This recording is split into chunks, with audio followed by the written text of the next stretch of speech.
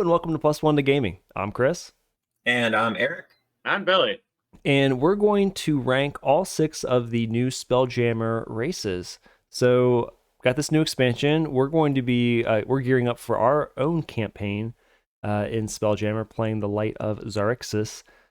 So definitely, we've taken a lot of time to scrutinize and talk about and kind of geek out on these new races or species. It's a less problematic term. They say races in the book. Yeah, they do. But also, like, the book is sometimes wrong, as we talked about. as we talked about. So I wrote an article, kind of going through and looking at these races, their features and their like design, their backstory, and just kind of gave them, highly subjective scores. But that's just my thoughts. So I wanted to talk with you guys about, each one of these new races, what's cool about them, kind of look at the cool features. And how sort of you might rank them on those two factors of utility, which is the what extra stuff it gives you, like what extra things you can do with it, and then originality. So like the design, the backstory, the role playability of it. Those are sort of the two parameters that I used. I just thought it was kind of like a fun lens to dissect some of these. So do you guys want to do that? Yeah, let's get into it. That sounds fun. Okay, so the first one is just going in alphabetical order. Astral elves, aka space elves. Space elves. Yeah. So like I rank these as a 1 for originality. Like there's literally an elf for every occasion. Yeah, but I did absolutely. I ranked them as a 5 for utility though, because they actually have a shit ton of stuff like packed in. So you get astral fire, which is you get to learn a cantrip, dancing lights, light, or sacred flame. You get to choose your spell casting ability for that too, which is neat. So like Sacred Flame, I think, is typically a wisdom save. Is that right, Bill? Or is it dex? Because Sacred Flame it's wisdom saving throw. Yeah, for a cleric. Yeah, for clerics. Yeah. But let's say you're rolling like a bard or a fucking warlock. You can choose charisma as your spell casting, and it just like synergizes with your that's cool. Your spells a little bit better. You get dark vision, of course. The Fey Ancestry for the charm. You have proficiency in perception, so it's like always a nice bump to your senses. Yeah. Starlight Step. This gives you a teleport with a bonus action up to a number of your proficiency bonus. So at level 1, you can teleport twice as a bonus action. Yeah, that's really cool. For free. Yeah. Yeah, a free Misty Step. Like I think a couple of free Misty Steps. Yes. Yeah. That scales. Alone is like unbelievable. Yeah. I think that's what pumps them to a 5. All the rest of the stuff is like, that's cool. Well, wait, there's more. Wait, how high up is is 5 the max, or is for proficiency bonus? No. What are we ranking them out of? 5 out of 10 or 5 out of 5? That's a great question. Yes, the 1 to 5. Because I figured like 3 is the middle. Yeah. 4. Yeah. So it's a scale of 1 to 5. I assumed it was the highest because it is by far. Yeah. Like almost overpowered the things that they have, but I think that they're like, these guys are boring. We got to make them like give them a reason to play these because they dust off the old elf.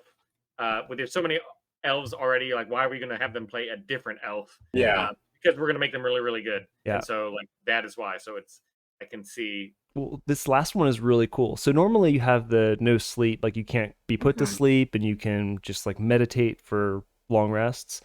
Yeah. Well, with Astral Elves, you also gain a proficiency in 1 skill, tool, or weapon of your choice until your next long rest. 1 extra free proficiency that you can change. Yeah. It is like a spell. That alone that's really cool. Yeah, so if it's like, I want to learn heavy armor and I'm a wizard. Yeah. We're about to go into some shit. Let me meditate for a bit. Yeah, so it's really interesting that you can like the store like role play mechanic is like you're reaching into the ancestry of the elves' collective memory. But yeah, so that's a lot of great stuff. Yeah, that's interesting because they've got 2 things that they can like kind of customize that you normally can't, and that's a really interesting mechanic that I've not seen them do before, like being able to switch the spellcasting modifier and the what is it, like the tools or the proficiencies. That's super cool. And you get all the bonuses of the elf without having to do like the elf mandated ability score improvements. So like you can choose all the elf cool stuff that you like, and you're like, well, I want to make a fighter that's just strength, and you're like, well, guess what? Now you are a strong elf. Yeah, you're a buff elf that has all the elf stuff plus better stuff than the normal elf. Like it's just space elves, man. They got it going on. Yeah, 1,000-year-old. Yeah. I think that this, like, if they had made a new race and not just done elf again, like this could easily be the absolute like easy pick number one. Like if it because I mean we got a 1 for originality, but because they went off the rails with the rest of the races. Yeah. If they had like kept that same kind of think outside the boxness or whatever with this one.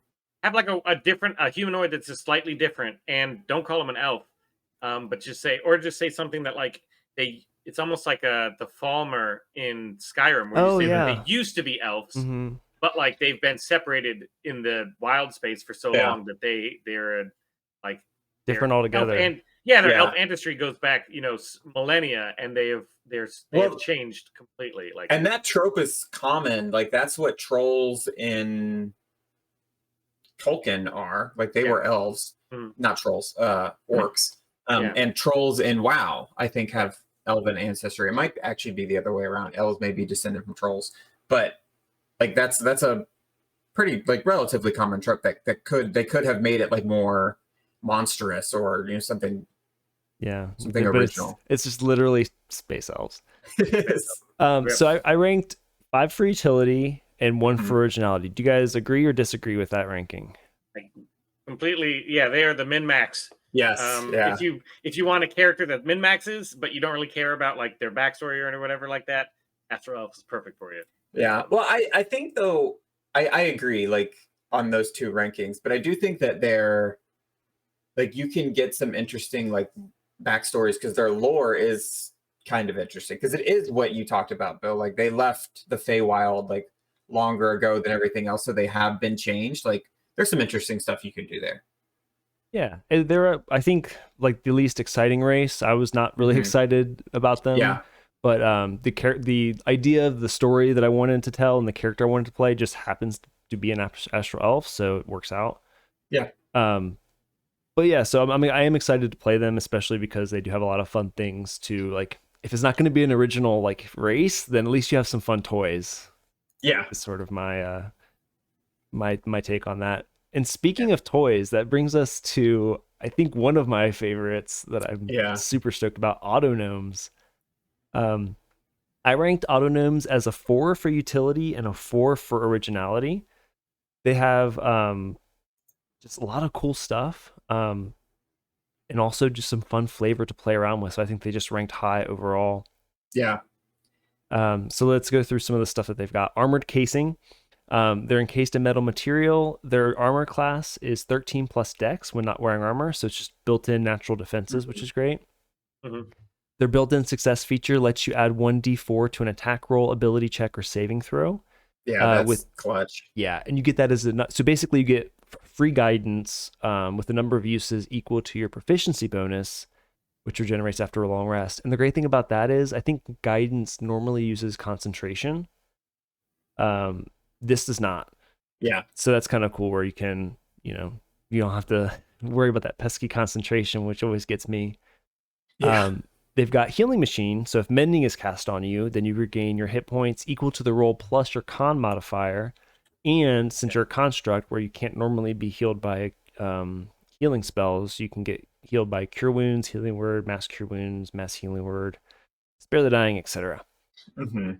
So that's pretty neat. That's interesting. That is it is super overpowered if you think about it. Yeah, this you is like one of the ones like cantrip. download. You heal from a cantrip. Yes. You heal from a cantrip. And because you can make you could make you have a hard armor class. You could make a metal tank that has a non-healer heal him with a cantrip. anybody who has mending, like your wizard in the background, can just constantly heal your tank. Or just take the magic initiate feat. Exactly, you could heal yourself. And take mending from the artificer class, and bam, you've got heal and you got access to cure wounds. It is super like almost broken that this is going to be like, if I was an Adventures League like DM, I would be nervous about this because it would be like, free cantrip healing is super over. It's really powerful. So really, I mean that might even bump them up to a 5, but they didn't have as much. That's huge. It really is, especially if you do like what we do, where sometimes we actually don't do it very often, where we will like kind of try to synergize our team. I feel like we haven't done it in a while. We all just come in with like random shit, and we're like, oh, we have no fighter or healer. But like you could have 3 people with mending. You know, like it's and just a crazy berserker tank or whatever, and just like bloop, bloop, bloop, bloop, bloop. Well, it's also a common spell you'd have on a Spelljammer ship. Yep. You know, like that's like you all need to know how to fix the ship. Yeah, because what isn't that? I just got the books and read through the first one. There was something in there about like fixing the ship, and mending is one of the ones that like does it. Is it mending or is it? It's mending, or it takes a long ass time because it's like a day. You have to pay and like a ton of money. Yeah, so like it would make sense that like this spell is like super common. Yeah, in all of this like this society. Yeah, like it is. But fighters would like figure out a way to know. Like everybody should know this spell. Yeah, and again, like with Magic Initiate, you can easily get that into your games without having to like homebrew or like break anything. But yeah, so like built for success, adding a D4 to all those checks, plus healing machine, plus it's got mechanical nature, giving resistance to poison and immunity to disease, advantage on saving throws against being paralyzed and poison. Don't need to eat, drink, or breathe, which is great, I think, in space when that whole air envelope thing comes into play. And then you can also be a really good sentry. So when you rest, you can spend 6 hours in just like a motionless state. And and then plus you get two extra proficiencies on top of that. Just to boot. Yeah. So I would easily, I could rescind my original ranking to either like 4.5 or 5. Yeah, they may be just like the best kind of, because I mean, we've seen constructs like the Warforged and stuff like that, but these, like the flavor they have, they remind me of something, and I can't put my finger on it. It might be like the little constructs that are in, I don't know, Morgan in WoW. I don't remember any of the names, but like really like piecemeal-y and like homemade looking, and it just gives them so much character. And there was something in the book, like they're all made differently. Like you may have like a living heart in there, or you might be, the other one might be steam powered, or, you know, like it's just, there's so much you can do with these little guys, and they're that's a really good point. Personality.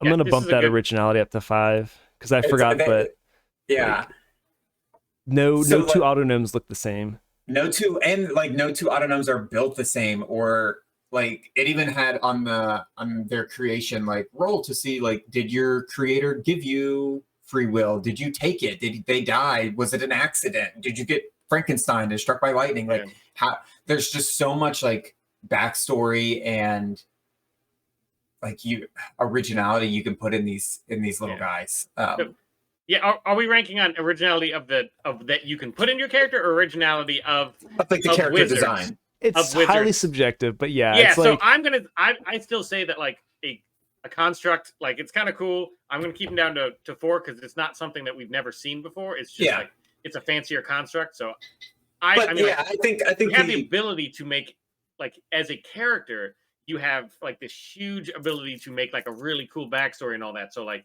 I think it's like the canvas, like having the canvas. The amazing blank, a great canvas, and you can create whatever you want out of it. But I think like it wasn't like them breaking the mold by making this character. Like, so we have other constructs. I keep it voted as a 4. Just, but utility is definitely 5, just because if you just had a party of all three of these guys and all of them each had mending, you just almost be invincible. Like, Oh my god! Well, and I then would you love to wouldn't see be able that to have story. to. You wouldn't have to worry about it because you could survive in space. So even if your ship crashed, you guys are just wandering until you hit something. You just hold hands and together and float around. Yeah, just like that would be a good like NPC party to stumble upon, just like a pirate crew of autognomes. So like reading the book, I read through it yesterday, and that I thought of that. I'm like, man, what would so first of all, like would the autognome ship be like kind of like the Borg like cube, but like in their style, so it's like piecemealed and put together like all I think so. Like it would just be so interesting to run into. Really any of these like classes or any of these races, like I can easily see coming up on a ship of like all one race and it being every one of them just being like bonkers. Super interesting. Yeah. Just so they within each other, there's so much variety. Yeah. So yeah, it's very cool. But I remember why I had put them at 4 for utility. They actually lack dark vision. Yeah. Which I think is like one really useful thing, but it can be overcome with, again, if like artificer is your class, like you've got mending, light at your disposal pretty easily. Yeah, it is. Dark vision is just like, it's funny, like missing one thing and it'll drop you a whole like ranking because it's so useful. Dark vision, if you use like the light rules as written, which a lot of people like kind of skip over them, dark vision is so clutch. Like it is like low light vision, like miss chances and stuff like that. Like nobody plays with that, but if you did, it's like, that's a huge stat change. All right, well that's autognomes. Eric, I think this is your favorite coming up, the GIF or GIF. Even if we're not talking about animated images, the discussion is the same. So yeah, that's funny that they put that in there, that like weird meme. I've never in my entire life heard somebody call a GIF a GIF. Oh, the GIF? I do, because the creator of the GIF said it was a GIF. Yeah, but he's wrong. Okay. It's graphic, not graphic. I mean, I work for the government, so we do a lot of weird stuff with acronyms, and they don't, like, the letters don't match what it sounds like all the time. Yeah, so that is true. Yeah, I'm all for like death of the artist on this one. He doesn't get to pick. That's not how language works. What society decides is correct. Yes. But anyways, that is built in, and both are technically correct in the world of D&D. But yeah, so these are the giant hippo folks. We talked a little bit about them before, and just semi-problematic. But in this iteration, they're not like colonial, like trying to take over everything. So that's nice. But how I ranked these guys, I ranked them as 2 for utility and 3 for originality. Yeah, I think I would maybe even bump it down. I think they're one of the weakest. I like them, but I think they're one of the weakest. Oh, utility is probably really lower. I would bump it lower. Okay. I'd say 1, because like nothing on here is really like the firearms mastery. You can get that in a feat. And if it just doesn't give you the versatility that like the other stuff does. Like if you wanted to play something that didn't use a firearm, you're never going to play a GIF. Mm-hmm. Yeah, they're very focused. Like they don't, and that's kind of what I wrote in the article was, this is just an example of a race that's being shoehorned into a class from the get-go. Like you don't really get a lot of like autognomes, you get a lot of flexibility. Astral elves, you get a ton of flexibility to do whatever you want with that. And all of those abilities and traits could be good for a cleric, could be good for a fighter, could be good for anybody. But this is like, you need to use a weapon. Yep. You need to be hitting stuff because that weapon needs to be a gun. Yeah. So in the Astral Spark, it's great. Like you get extra damage, but your proficiency bonus doesn't scale that quickly because you get to use it a number of those times. And so like that damage is going to fall off pretty fast. Yeah. 3 extra damage is not really that good because like at level 5, your proficiency bonus is 3. Yeah. And you get to do that 3 times. So you're adding 9 damage total in like a rest. Yeah, and that's nothing. Yeah. But they do I do like the advantage on strength-based ability checks. So if you pick a class, I think Ranger, for example, is con and dex. Is that right? Or is it con strength? I can't remember exactly. For wisdom, for a ranger. The ranger. It may even be wisdom. I forget. I know it's kind of weird, but it's not strength to my recollection. Yeah, so you get another it's one. not strength at all. Yeah, so well, proficiency, saving throws, strength and dexterity for ranger. Strength and dexterity. Okay, so that would work. It's monk. I was thinking that's yeah.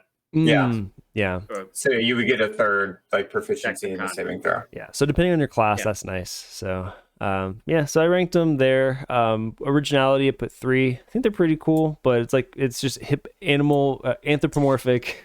Yeah, that's the hard part, because we have so many anthropomorphic, like cat people, dog people, elephant people. Like,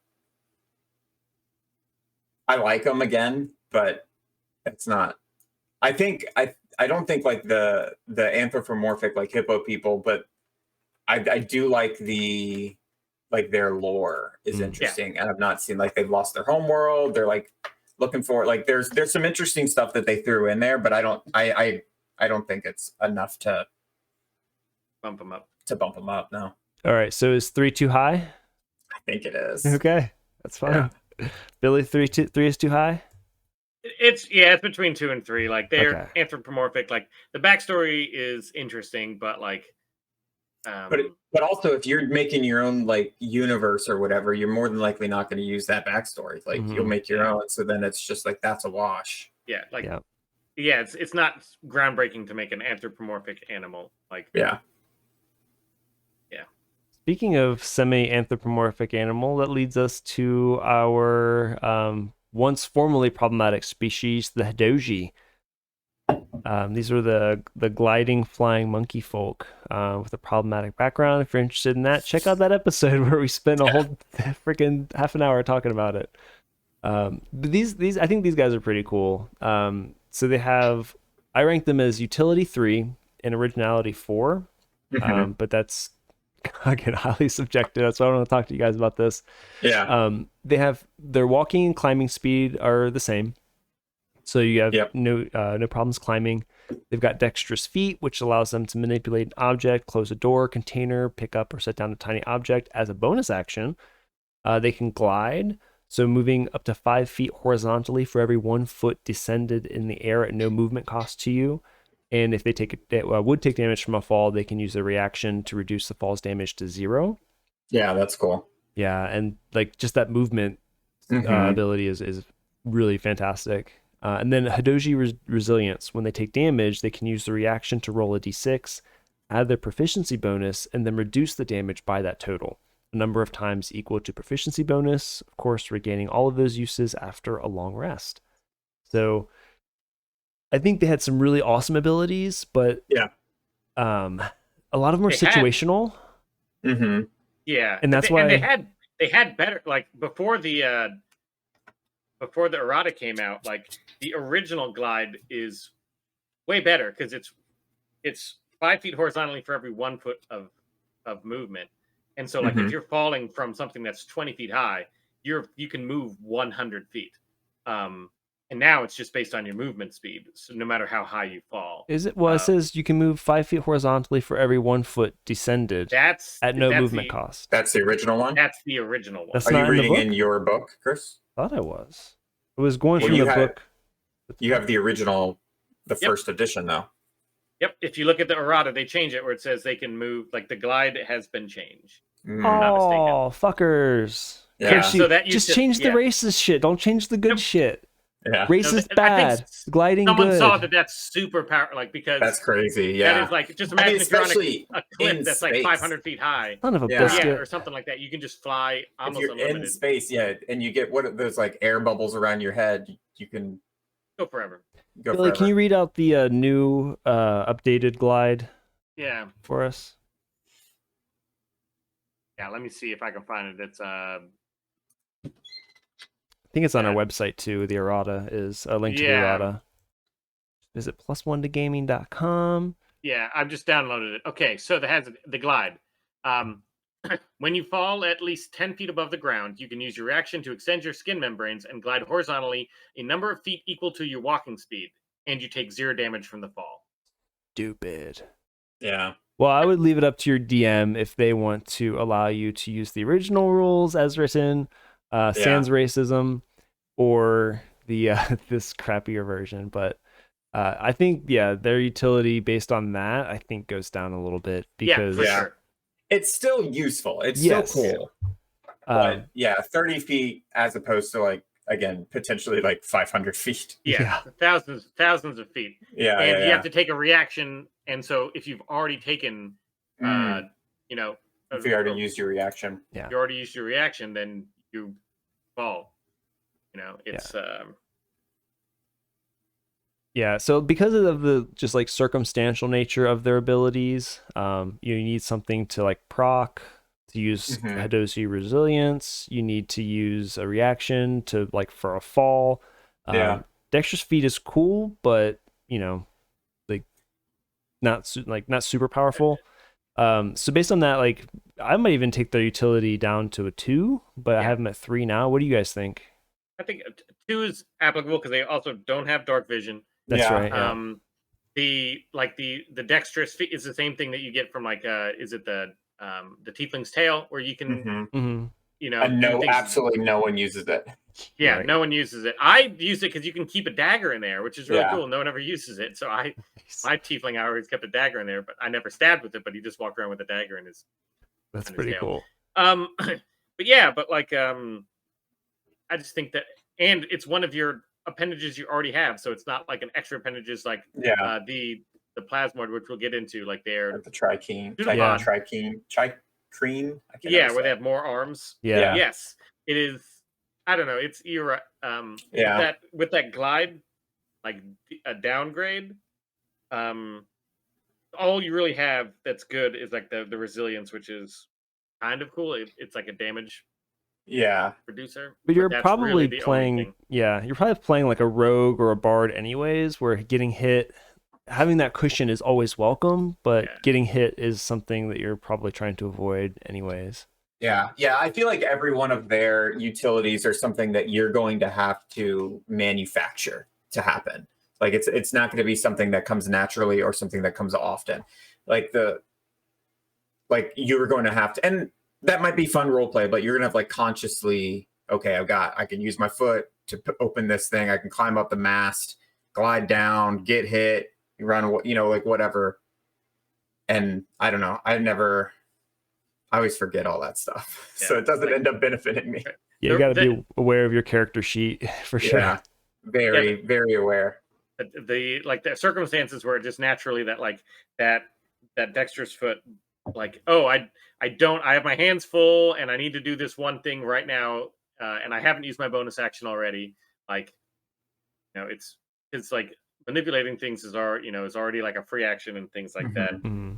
And they can't like General Grievous it and stand on one foot and hold like 3 swords and like that'd be pretty awesome though.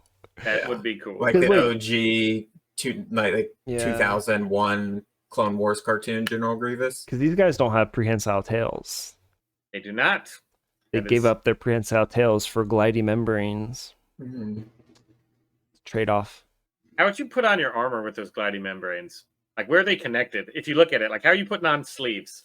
If you have a glidey membrane. Like, I saw that only enemy. It was just like, like you can't wear pants either because like it's just button ups. The rip away like a hammer pants kind of shit. Hammer pants, because like the membranes are like permanently connected to your arms, and so like basically like you have to like have like snap together greaves or snap on sleeves and pants. That's a good point. Yeah, I mean that's kind of things that like it is because like I don't know. It's like I think that I would totally play that the guy just didn't wear pants. And people were just like, "Why aren't you wearing pants?" I'm like, "Pants are hard. How am I gonna put pants on? Have you seen this? You want me to, like, do I tuck my wings into my underpants? Like, because then they're useless. Yeah, like that's snap pants, like a whole snap pants and snap like jacket would be great because then if you do like glide, you just like and snap it all off. Yeah, and then then your little Hadoshi wieners just hang as you're gliding. You just have this little Hadoshi wien just. I mean that's funny, but like that's the first thing I saw. It's just like this this artist had no concept of actually how biologically this. And those are the little things that kind of bug me. The like, how a discerning DM would challenge a player trying to put on any kind of armor for Hidoji. Like I would say, oh, it's hard if you want to don and doff armor. It takes longer because you can't just slide on your pants. You have to snap them up. Yeah. Yeah, I mean that would like be something that I would totally do. Yeah. When those things came out. Awesome. Well, that's Hidoji. Let's move on to I think one of our mutually favorite races. And these guys just ooze all sorts of class. It's the Plasmoid. Yeah. Womp womp. Yes. 10 out of 10. I ranked them 4 for utility. I think their utility is pretty high, and 5 for originality. Yeah. I agree. Yeah. So this is one of the interesting creature types where you actually get to choose your size when you select this race from small or medium, which I think is just kind of neat. Like maybe you want to just be a little dollop of a Plasmoid running around. If you're not wearing armor, you can squeeze through space as narrow as an inch wide, which is pretty freaking crazy. Yeah. So like a keyhole, would that technically like keyholes are like an inch tall? Yeah, and most doors, anything that has like, well, this fake door behind me, easy. Like any jail, easy. Like most, yeah, unless it's like very well made. Like most doors are gonna have an inch. Yeah, gap somewhere. Yeah, somewhere in there. It's just you'd have to explain why it wouldn't. Like it's really, really well made. It's very expensive. Yeah, it's like sealed against Plasmoids. Yeah, why would it not have an inch? Yeah, basically, like you can't be imprisoned by anything except a jar, like a mason jar. That's so cute. You also have an advantage on checks made to start or escape a grapple, which I think if you want to like suck on somebody, you're good at that. If you want to stick away, you're good at that too. I think if you're using like Tavern Brawler or any kind of like, I don't know, synergize that with some stuff, I think you could have a really fun time. I was so thinking about using for my Plasmoid character having Tavern Brawler because he's already a monk, but like half a Tavern Brawler is like changing the dive to your unarmored attack, and if you're a monk, you already get that. So so you're only getting half a feat. Yeah, you're only getting half a feat, and I was like, man, it would be really cool if he wasn't already a monk. But yeah, it's. I mean, I just. Since you're playing like T1000, like there's like a movie thing where a guy like grapples something, he just like faces it. Now I'm the one who grapples you. Like he just like wraps around him and then like moves his little nucleus to the back and he's like, haha. Well, I had a thought too of like, okay, if you're a Plasmoid and you have this grapple, can't you just like grapple, and then you're amorphous, so you have another ability called Shape Body. You can reshape your body pretty much with a lot of liberty, giving yourself a head, 2 arms, 2 legs, whatever. Or you can just be a blob. So what if you grappled somebody and then blobbed onto their head? Yeah. And like just suffocated them. And that's actually exactly what I was thinking. Like, there's no smother mechanic. Well, there is. I mean, there's suffocation. It's rounds based on your Constitution modifier. Yeah, but there's not like an action. Like there's no like the bugbear can't put his hand over your mouth and nose and smother you. Like they don't have like, and they didn't make that for this. So like it would be a hard mechanic to. I think you just like also drowning. That seems pretty slow. What was it again, Bill? It's 1 round per your Constitution. I think it's score, not modifier. And so like that would take forever. Oh. Yeah, I mean, but you think about it, most people can hold their breath for like. Because 10 rounds is a minute. So like if you're average, you can hold your breath for a minute, which is not unheard of. And so that's more for like drowning and underwater stuff. And so like I think if you're actively choking somebody, I don't think it takes that long, but like it depends on what you're choking. Yeah, you're choking air, blood. Yeah. Yeah, but if you're cutting off blood, it's like seconds. Yeah. Yeah. Well, a clever player could try to do something like that. So DMs beware. We're already thinking about it. This is everybody's thinking about it. Yeah, this is like if you have that player that's already going crazy and he likes to like bend the rules, you better be prepared because he's going to try some crazy shit. Yeah. Like you could become a puddle, slip somebody, or trip them. Like there's a lot of fun stuff you could do with the Plasmoid. So much. Yeah, because you almost have like you are a like minor illusion cantrip. Like That's a good way to put it. You can like completely change. I mean, you can't like. I don't think they can. I don't know, because it's like it's kind of written vaguely. Like I can't make myself look like a rock. Like I would still look, plasmoidish. But you could hide a lot easier, for sure. For sure. But here's what you can do with Shape Self. You can reshape your body to give yourself a head, 1 or 2 arms, 1 or 2 legs, and makeshift hands and feet. Or you can revert to a limbless blob with no action required. As a bonus action, you can't just like turn into like a lamp. Yeah, or like I don't know. I wonder if you can get a little more specific, like turn your leg into a spring leg to jump a little higher, or something like that. Would be, I mean, DM discretion, but I think it's funny that it does not say what order those limbs are in, and so like you have a head and you have like a leg, but you could be like the spore creature where your legs sprouted from the top, and then like you're like an M creature where you have like your head is at the base of you. Oh, yeah. Like, guess what? That's what I'm going to be. So, well, like, I have a head, I have legs, and I have arms. They're just not in the configuration that you are accustomed. Don't conform me to your bipedalist norms. Why should I? Yeah, exactly. Well, you can also, as a bonus action, you can extrude a pseudopod, which is a fun word to say, that is up to 6 inches wide and 10 feet long, which is a big pseudopod. That is so big. Or reabsorb it into your body. You can use this pseudopod to manipulate an object, open a locked door or container, store or retrieve an item, or pour the contents of a container. This is basically like a mage hand. Yeah, it's like a tethered mage hand. 10 foot is range. It tethered? Yeah, it's it has to be 10 foot from you. Yeah, you can't just like release it like thing. But you can create a pseudopod. I was envisioning it as like a little, like, off mission, like what it like. Oh, like a blob that you could, and it goes and does its own thing for a second and comes back. Now, if you had Mage Hand and you were an ooze, that would be a fantastic flavor for it. That would be pretty fun. It's like own little flubber. Yeah. But yeah, this is something that's like you're using your body and stretching it out, which would be cool. Like you can like grappling hook stuff, Spider-Man. That's tight. Yeah, just go and tie like a rope because you're already like 5 feet tall if you're medium, and so 10 feet straight up above you is 15 feet. So you could just tie a rope onto a 15-foot like a something, and then now I don't have to worry about it. Yeah. Now there's a rope tied up there. Now there's a rope. I mean, the utility, like specifically, utility ability of that cannot be understated. So that's this is definitely the race for the think outside the box player. Yeah. Absolutely. I mean, again, I liken it to kind of minor image. If you can think outside the box with that spell, there's so much stuff you can do with it. Mm-hmm. If you only do like what is written in the tiny little sentence, like it's fine. Yeah. But the more creative you get, the more fun and the more stuff you're going to be able to do. I mean, you have like a literal ball of clay. Yeah. That you can shape into. You can mold. Yeah. And then it gets better though. You also have dark vision, which is just for some reason. Yeah.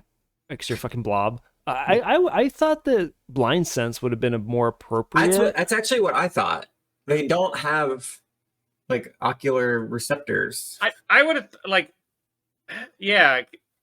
I also see that being like blind sense makes sense. Yeah. So like my original character, I gave them the alert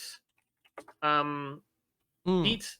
I changed it afterwards, but the alert like made sense like story wise, just because like they can't be surprised. So like I just imagine like they have like light sensing like photoreceptors. But like since they're like clear, it doesn't matter if it's coming from the front, from the back, from the anything. Like and that's what blind sight or blind sense is. Like you have like a radius around you kind of thing. Yeah. So there is if I were DMing and you came to me and said like, hey, like yes, that sounds awesome and that makes sense. Yeah. You want to trade your dark vision for this?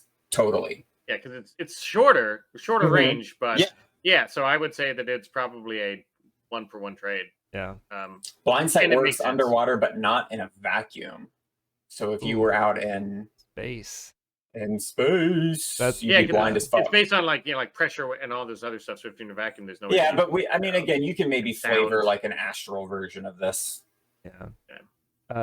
Just wave you just at all times you have like pseudopods just waving around, like like a trying to send something. Like it's like a bunch of whiskers, just like sensing organs, like what are those things called that cells have that are little hairs? Flagellum? Cilia. Cilia. Cilia. I was thinking about having my guy look hairy because he's covered in cilia. That'd be cool. But there's two of them. There's like cilia and there's one that's like bigger and fatter. Is that the flagellum? Yeah, that's flagellum. That's more for propulsion. Yeah, those are like the long hairs. The cilia are the ones that are like little bumps. If you're listening to this podcast and you're a biology major, tell us if we're right. No, I'm looking it up, but for some reason this shit isn't in English. What language is this?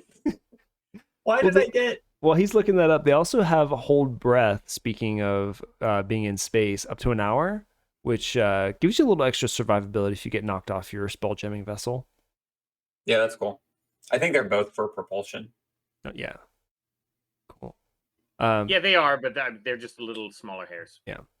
So that is cool. There's like a lot of weird stuff you can do. There's so much. It's just like, yeah, and the fact that you can like consume your food by absorbing it, you can hide items inside your body. Like, there's just so. I'm really excited to see what you do with Plasmoid when you play Blobby Fae in the upcoming adventure. So 4 for utility, 5 for originality. What do you guys think? Yeah, I agree. They are. Yeah, they're great. Yeah, I'm super excited to see this in action. Yeah. And this brings us to our final one. Pronunciation, not sure about, but either Thrykeen or Trikeen. These are the. There's an R in the second one. Cream. Oh, there's an R there. Thrykeen. I can't say it when I say it fast. Thrykeen. Thrykeen. Thrykeen. Thrykeen. Thigh cream. Yeah, it's thigh cream. You got it's thigh cream. When you're doing squats, you need some thigh cream. You need some thigh cream to get those thighs out. Icy hot. Yeah. Some Tiger Balm or something. I like these guys. These are another. We didn't talk about this with the Plasmoid, but it's a ooze creature type, and these are monstrosity, and that's interesting because there are, I believe, certain like spells and abilities that like target a humanoid creature. Yep. And if you're not humanoid, you're a monstrosity. That's a little just kind of like built in, just a little interesting thing that can shake up the game in a small way. Yep. You also get to choose your size. So if you want to be a little bug man or woman, you can be that, or a big bug man or woman, you can do that too. Bug, gender, and sex unknown. Yeah, you could be completely androgynous if you wish. That's totally. I don't know how bugs reproduce, especially these kind. Yeah. This is really cool. They have Chameleon Carapace, which is natural armor, basically. That's 13 plus Dex modifier for your base armor class. But as an action, you can change the color of your shell to match the color and texture of your surroundings, which gives you advantage on stealth checks. Yeah, that's super cool. Like built-in defense, always fun to play with. But then just like that little extra plus makes it so much more fun. Yeah, that's really neat. Again, I think it's like almost tailor-made for like a specific class, but it does it so well. Like I would never think to play a Thrykeen rogue, like looking at the pictures of like the character design, because like they don't scream rogue to me. I'm kind of worried. But then reading this, they're like, okay, like an assassin. Yeah. Oh yeah, with multiple light weapons. Yeah. Well, we'll get to that in a bit. But yeah, But yeah, absolutely. Like they were made for ambush. For ambush. They're ambush predators, and like for light, like if you're gonna have like a light armored character, this is what you wear, because like it's basically the same as wearing like leather armor. Yeah. Because it's actually leather armor is 12 plus, so it's one better, right? Wait, is it studded leather armor that's 13? What is the light armor that's 13 plus Dex? Oh, let's go to the how to calculate armor class post, which gives us all of the armor class stuff. Yeah. All listed out. I forget if it's just regular leather armor or if it's studded leather armor. That gives you 13 plus Dex. I thought it was studded. Studded looks like 12 to me on this one. 12 plus Dex is studded. Yeah, leather's only 11, so it's better than. Is it hide? Maybe it's hide armor. I thought hide capped out though. It's only 12 also, and it's medium. Yeah, so it's better than light armor. Yeah. And so it's just like no need to wear light armor. You already have armor that's better than it, and all the benefits of like the Dex. Yeah. And so that's already pretty cool. Yeah. I don't know. There's like a piece of Dungeons and Dragons that I've never like unlocked, and it is like something in video games that you get like a lot of joy out of, which is like the armor, like finding new armor, having to buy it, having to, whatever. And I've never played a game where like I've been happy with any like magic item that's like, oh yeah, that's the one I wanted. Like the statistics are just aren't on my side of like what they're gonna roll. So like losing that and just being like, no, I already have great armor and I don't have to fucking worry about this whole like thing is like super freeing. You're already better than average and better than you would be if you had like the normal stuff. Plus you get cool like chameleon effects. Yeah. So it's a really interesting ability. Robes aren't armor, so you could get all that plus robe benefits. Oh yeah. Robes so with that's benefits. The thing too, because like if you were, let's say you were some like a cleric or something too, like you could still have this be fine with your AC, and you don't have like the stealth disadvantage that like wearing chainmail and like clinky armor comes with. So you can, if you want to sneak as a group, you still can. Yeah, playing paired with dark vision, so it makes being able to hide, especially in dark places, like you can use that to your advantage. And then Bill, you alluded to this earlier, secondary arms. You got not quite a Goro situation going on, but almost. So you got two slightly smaller secondary arms below your primary arms. Secondary arms function like your primary arms with the following exceptions. You can use a secondary arm to wield a weapon that has the light property, but you cannot use a secondary arm to wield other kinds of weapons. You cannot wear a shield with the secondary arm. So that's kind of a bummer, the shield part. But otherwise, it makes sense. Like rapiers would be fantastic weapons, light crossbow or hand crossbow. You still have two regular arms that can hold shields. Yeah, and so like you still can have the shield and have a long sword and a hand crossbow and a dagger. You could have all of those at your disposal at any time. But can I hold two shields in my big arms and two rapiers in my little arms? Just stab from underneath. Technically, yeah. There is actually, I think it's an Unearthed Arcana class of like shield fighter, basically a fighter that uses two shields. Weird. It is weird. Yeah, I think so. Yeah. Just have like insane AC. Someone just wanted to do it. Yeah. But I can imagine that would be pretty fun. So I don't know what the ruling is on wielding two shields if you're able to do that. Is there another race with more than bonus 2 arms? to AC, right? Because I'm holding another shield. I got 2 more AC. Yeah, the shield just gives you wielding a shield increases your armor class by 2. Oh, you can benefit from only 1 shield at a time. They added that in.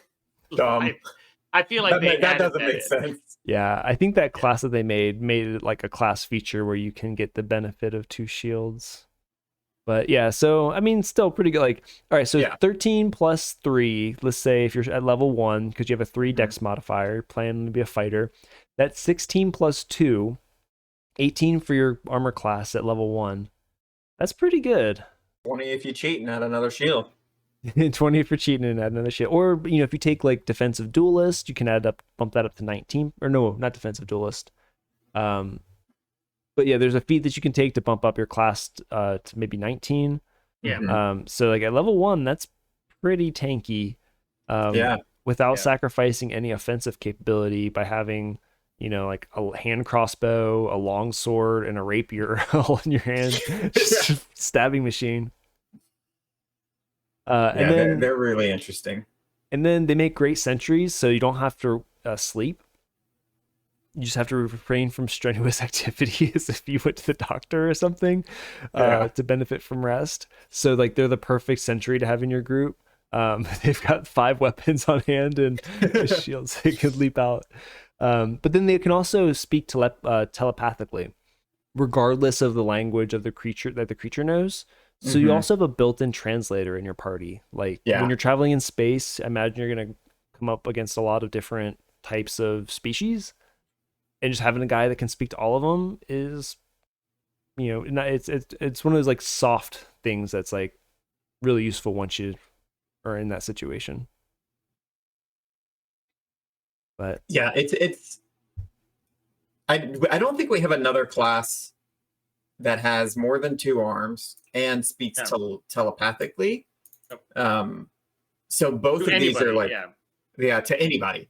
You know, you have like message or whatever, but not as like a class or race feature. So these are both like really interesting.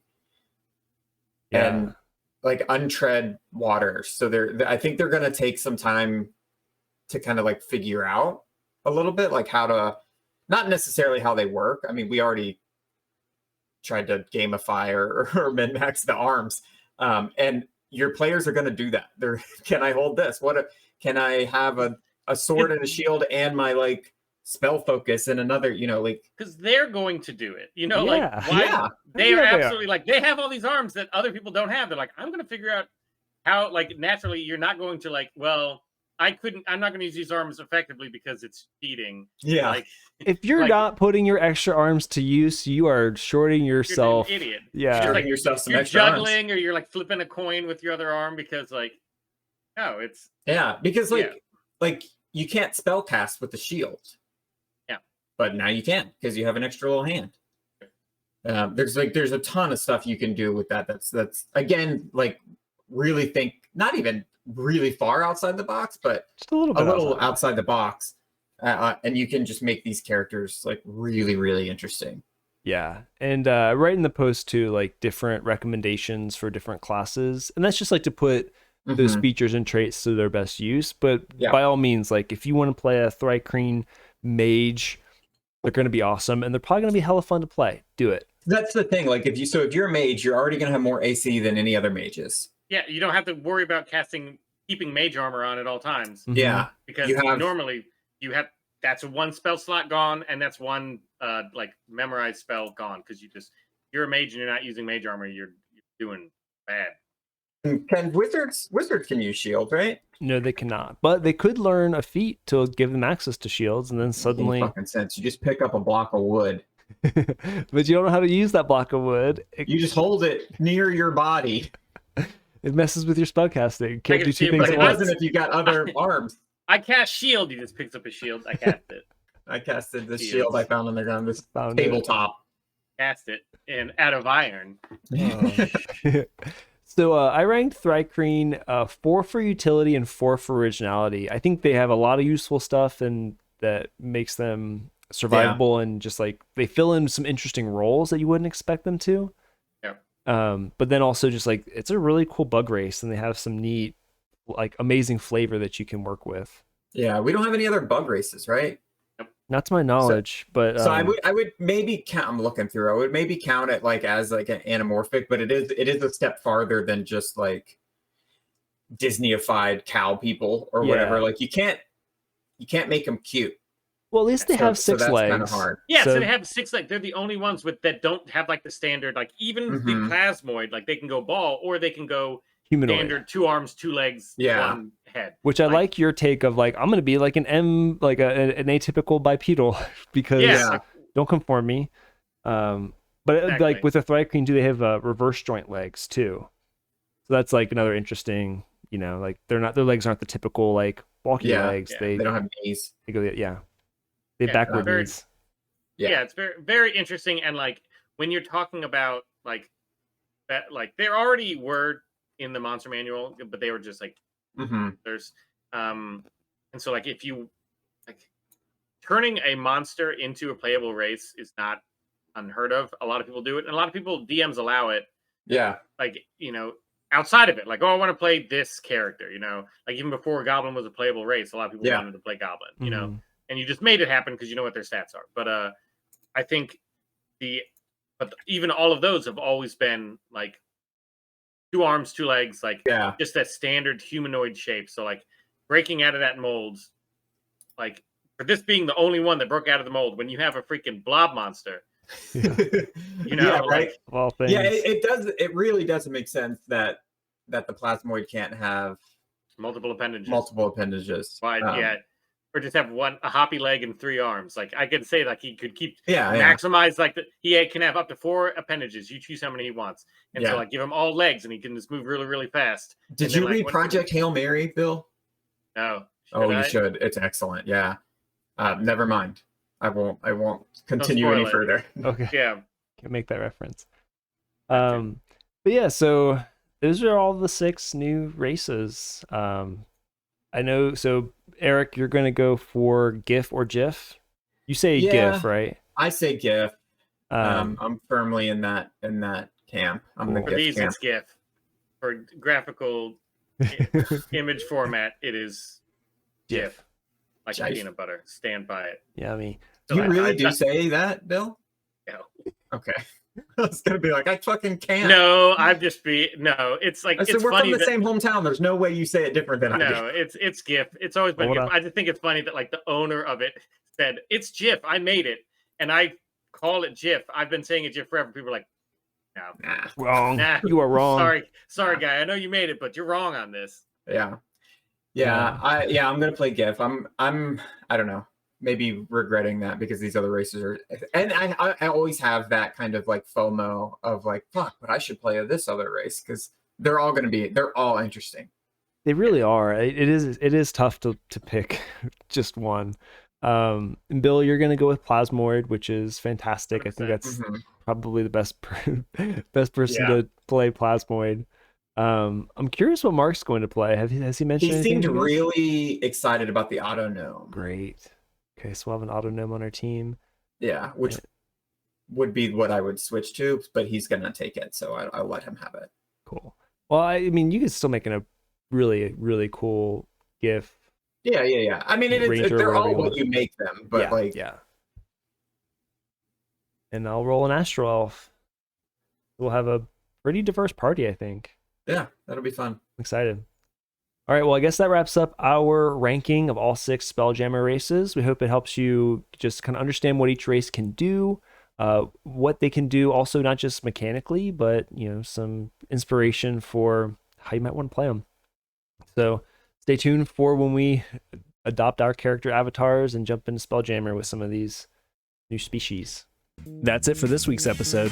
Don't forget to subscribe to the podcast if you haven't already, and head over to +1togaming.com for more live discussions, actual plays, character creation tips, and more. Thanks so much for listening, and we'll catch you next time.